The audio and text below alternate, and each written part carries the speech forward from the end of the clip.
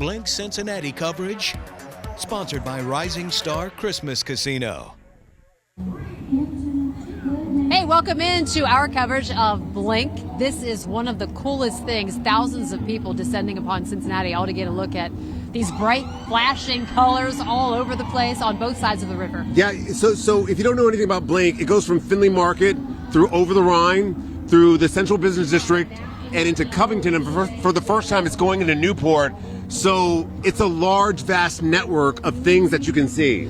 There's a lot to see, and if you don't have a lot of time, if you really want to center in and zero in on the best stuff, you need to just sit back and relax, because we're going to take you to all of the different installations, find out your favorite. If you only have like a little bit of time, maybe this is where you want to center in. Yeah, we have team coverage. We have reporters in every single zone. We're going to start with Gabby. Yeah, we're also Blinky too. We are too, because we want to be a part of the show. Gabby is downtown at the cathedral, and she has a look at what you can see there. Yeah, hey guys, I'm here downtown at the cathedral, and I'm going to bring in artist Evan Virilli. Evan, we're going to walk through your installation here and just chat a little bit about it. You said that this is your first time seeing it at night. How does it feel? It's pretty incredible, honestly. Like, to be able to spend all the time and effort and have so many people show up for me and do so much stuff, like, with me, and just to be able to see it in the world is, like, really exciting. Like, I'm buzzing. It's amazing. I want you to talk to me a little bit about your concept, the idea of these red lights walking down this alley. Sure. Well, it's a mixture of being inspired by this light and space artist, Robert Irwin, from the 1960s, red light therapy, the architecture of Cincinnati in general, just with us being around all these different churches, and just this idea of sort of creating a meditative space that sort of grounds you in the present a little bit and changes your perception of the world around you. You told me that you are amazed by all the people that have been walking through here, taking pictures, taking videos. What does it mean for you to see all these people out here supporting you? Well, I love really seeing people engaged in just all these different ways and being able to kind of sort of take ownership of the space in a certain way. So showing up and having a photo shoot, or just shooting pictures of their friends, or recording a video, and just walking and seeing families just look up at the lights. It's just really fun. So it's just something that I don't think people experience every day. You're from Cincinnati, your first Blink as an artist. Talk to me a little bit about how that feels, being from the area. I take a lot of pride in the time I've spent in Cincinnati and how I've cultivated all these different relationships. So for me, it's really cool to be able to kind of give back to the community in a certain sense of just being able to be somebody from Cincinnati who's creating something for this space. Yeah, it's just really rewarding, and I put so much time and effort into just creating things over the years, that to be able to make something to this scale that folks can interact with and kind of like put a stamp on the city to a certain extent. Yeah, awesome. Exciting. Well, thank you so much, Evan. An amazing installation down here at the cathedral. Rob and Trish, I'm going to send it back to you guys.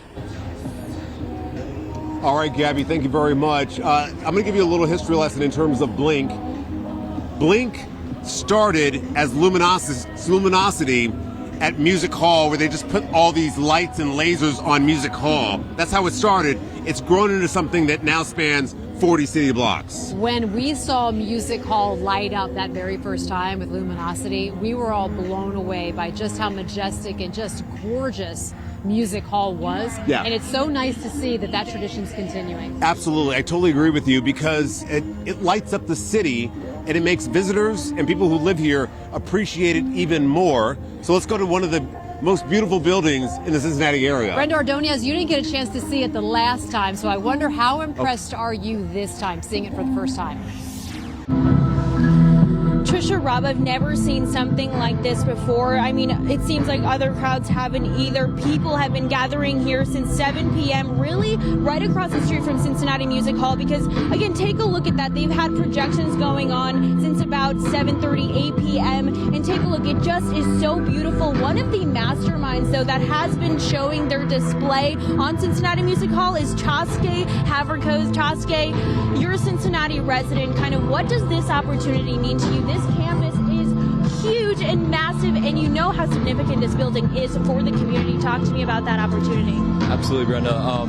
As you alluded to, as a Cincinnati native, I've had multiple points of connectivity to Music Hall throughout my life. So the opportunity to project onto this and the grand scale of it and knowing what it means to the city as an artist is incredibly rewarding and gratifying, and it's just wonderful to be here with everyone tonight experiencing it.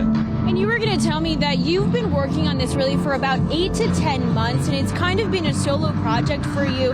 Talk to me a little bit about you're finally here. It's the day that people are seeing your work. Talk to me about how you're feeling. As you can imagine, it's a long journey, incredibly rewarding and gratifying to be able to share this with so many people. To feel that kind of positive, galvanizing energy here, to see people excited and having their phones out, it just really is very special, and it's wonderful to be here. I'm incredibly honored. This is the third time you've been a part of Blink, the first time you've been projecting on Cincinnati Music Hall. Is there going to be Blink in the future for you again? We can only hope so, and I know that with a turnout like this and the energy that the city feels, I think that we can only look forward to more Blinks in the future, and I certainly would want to be part of all of them. So thank you so much, Chaske. I appreciate it. Congratulations. And now you can see Chaske's work along with other great artists here at Cincinnati Music Hall every day until Sunday. It's going to be projecting until 11 p.m. For now, I'm going to toss it back to you, Trisha and Rob. All right, Brenda, thank you so much. As you can imagine, it takes a lot of bright minds to pull this whole thing together. And this year, they're making sure Blink is accessible to everyone. For the first time, it has a director of accessibility. We're going to talk with her about how Blink is inclusive next.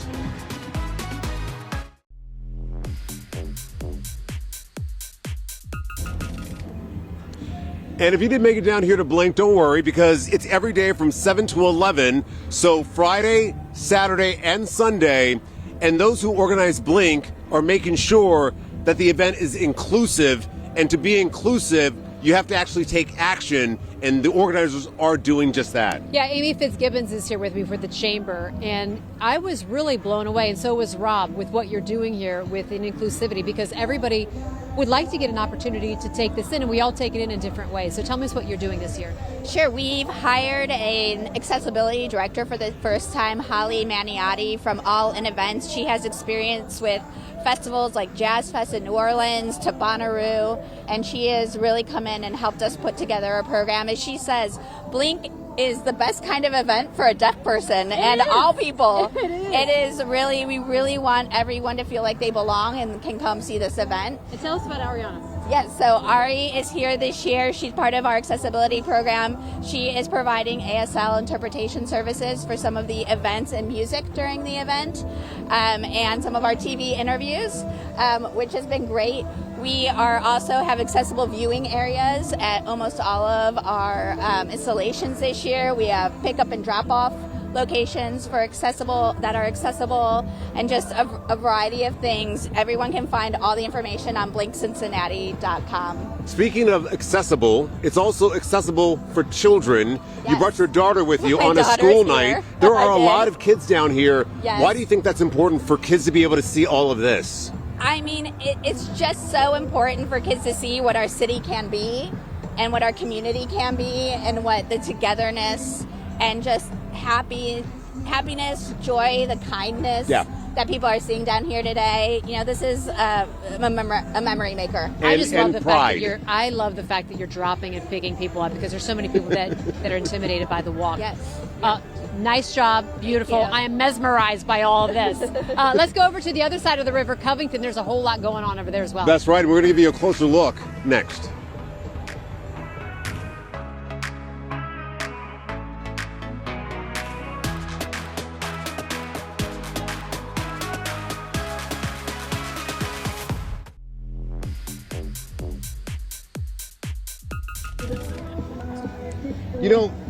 This is our suggestion for you. In terms of watching the drone show, we are next to the Cincinnati Black Music Walk of Fame. Now, if you just go east of that, it's a really good location to kind of like set up camp to watch the drone shows, which happens every day at 8 and 10. The problem with that, though, is where do you park?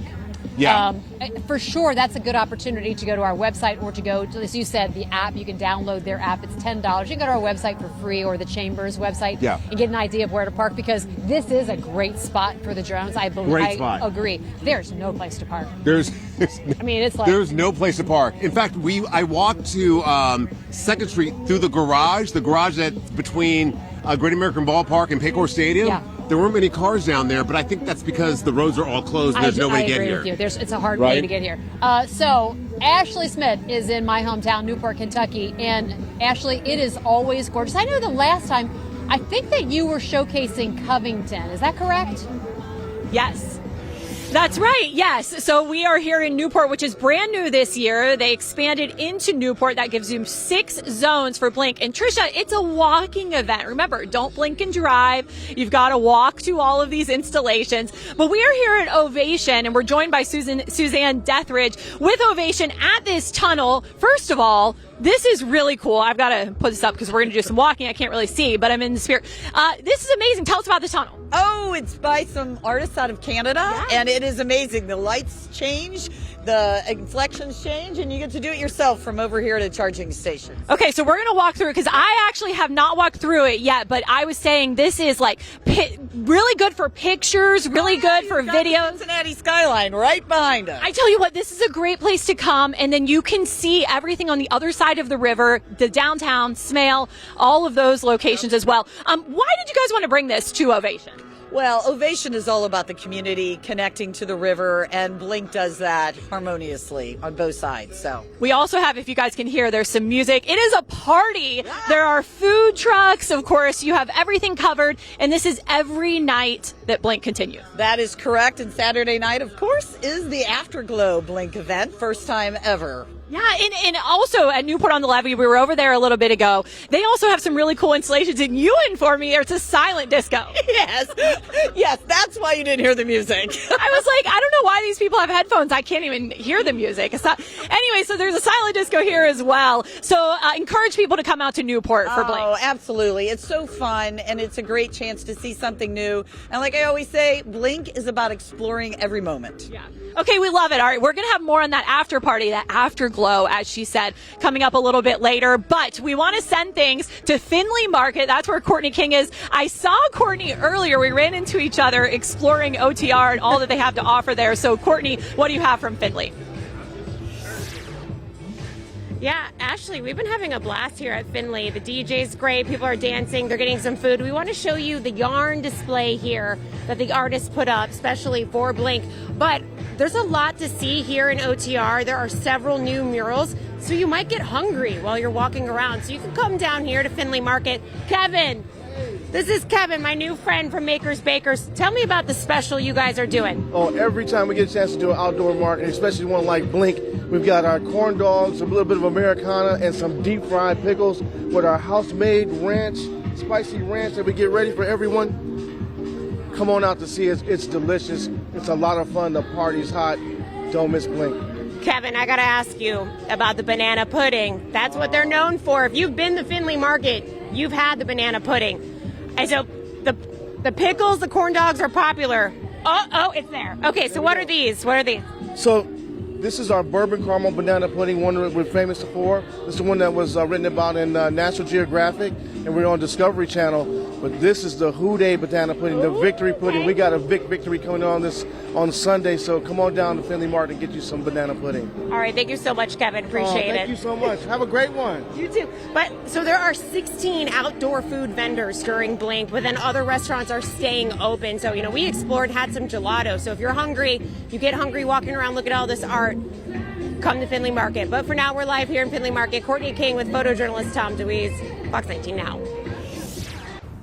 Courtney, thank you. I'll tell you what, it's really nice if you're sitting at home and you're watching this. Hopefully you're getting a good idea of the different installations they have because we're bebopping on both sides of the river. We're going to continue to do that. Yeah, we just had a live report with Courtney at Findlay Market. This is a live look at Covington because it stretches 40 blocks into northern Kentucky, and for the first time this year, it's stretching into Newport along with Covington. We have much more straight ahead.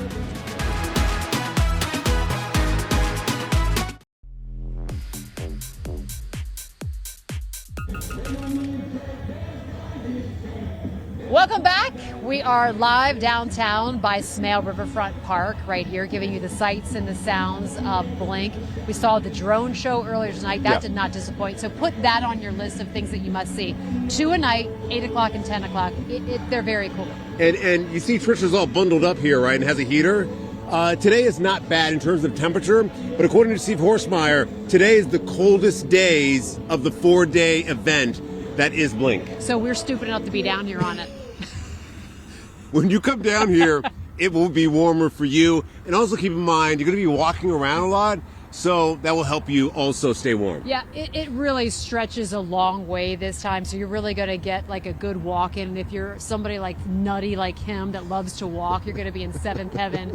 I prefer just to be dropped off at the lot, like right here at the curb. Come up here, check it out, and get back in my little car and go away with the heater on. That's right.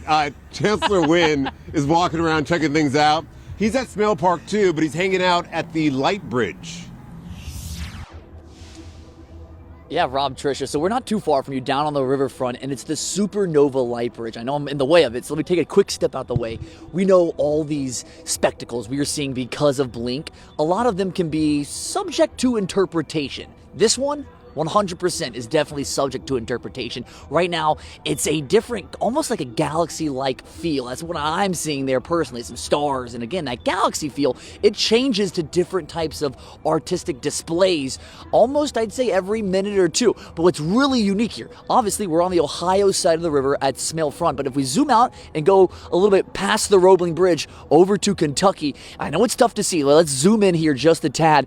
You see those purple streams of light there? Those purple streams of light are actually what is casting that image on the Supernova Light Bridge. It's called a light bridge because, as you can see, it's coming right across the river, just like the Roebling Bridge is. And again, so this is just one of the things down here in Smale Park. Let's keep spinning over this way a little bit. Jared, I want you to focus over there. I know this one's going to be tougher to see. That's the Paraluna, and you can see those people. They're all laying on the ground because the display is actually right above them. Now, we know the Paraluna is actually a 28-foot diameter disc with over 14,000 full-color LED lights, and this disc is like a spine that spins around. I laid down there a little bit earlier, and it's kind of like looking up into a kaleidoscope, and that's one of the other unique things. These are really close, and across Smale Park and across the riverfront, we are seeing a multitude of different types of artistic displays. And I think that's some of the best things are so unique about Blink is how a lot of it is subject and open to interpretation. In fact, I want you to take a look here because I've had a feeling it was going to change again. So it went from this galaxy type display to now the Supernova light wall or light bridge. It has a bit of like a laser feel. I mean, I know it's tough to tell, but you have this blue and red lines and the green, and they're cascading across this massive wall. I mean, the wall has to be about 30 to 35 feet tall, and I would say it's probably about 35 to 45 yards long, and that's why you're seeing so many people kind of standing out in front. If we zoom out a little bit, you can see a lot of the people just kind of getting a little bit closer, but again, as this is, I would describe it as subject to interpretation. We've seen people come and stand for 10, 15 minutes at a time, taking in the different displays, and just this really uniqueness, this very peculiar type artistic piece of work here. Now, again, I know Blink, we see a lot of like just lights on buildings, and we think that LED spectacle is really unique and really cool. But this one specifically, it's one of my favorite because the more you look at it, the more you can see the different things here. Again, changed again. And this one, these small circular lights creating this crazy depth of field. I've been looking for a different word to describe it, but the best thing I can think of is to call this display a little bit trippy. But for now, Rob, Tricia, we're going to send it back to you guys.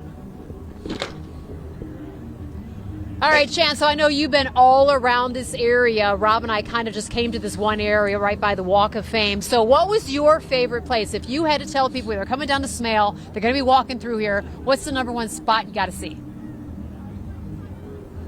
I think I might actually be in it because you have two artworks so close together, but the Paranova, again, if we come this way just a little bit, Jared, it's changing its colors. And I know it's tough to see because it's designed for you to lay on the ground and stare up at it. And I can tell you, I know I can't show it to you right now, but it's like looking into a kaleidoscope, these different colors kind of melting and forming and molding together. And what's really cool about that is when you lay in the middle of it, looking upwards, it's surrounded by these larger speakers that play a bit of this ambiance type music. And that's kind of what makes it a type of artwork that focuses on all of your senses. You know what some people would call that? Trippy. I know. The one thing that, Trisha, I want to tell you, and we got video of the drone show, that's like the one thing you probably have to see if you come down here, and that's time. So you need to plan for an 8 o'clock show or a 10 o'clock show. But if I was going to recommend something you need to see, it's the drone show. I think it probably lasted about 10 minutes, maybe a little bit more. I wasn't looking at my watch. It starts really small, and then it gets really large. It's very, very cool. It's definitely worth seeing. I completely agree with you. Absolutely. So we're encouraging you to keep it right here on Fox 19 now, because at 11 o'clock, we're going to show you even more of the things you can check out here at Blink. Yeah, you don't want to sleep on this Blink thing. It is super, super cool. Plenty more right after this, okay?